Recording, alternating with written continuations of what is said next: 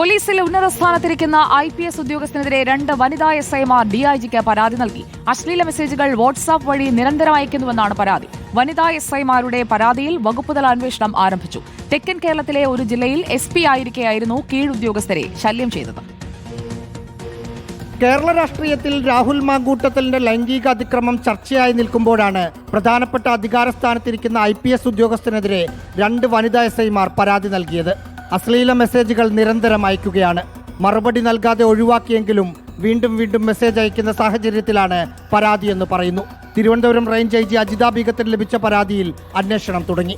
Confirmed IPS selection ലഭിച്ച ഉദ്യോഗസ്ഥൻ SP ആയിരിക്കുന്ന സമയത്താണ് നേരിട്ട് SIമാരായ ഉദ്യോഗസ്ഥരെ സമീപിച്ചത്.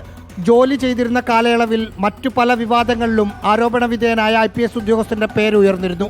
തിരുവനന്തപുരത്ത് ലോ ആൻഡ് ഓർഡർ കൈകാര്യം ചെയ്യുന്ന വിഭാഗത്തിൽ അതിപ്രധാനമായ പദവിയിലാണ് ആരോപണ വിധേയനായ ഉദ്യോഗസ്ഥൻ ഇപ്പോൾ ജോലി ചെയ്യുന്നത്. റഹീസ് റഷീദ്, റിപ്പോർട്ടർ, തിരുവനന്തപുരം.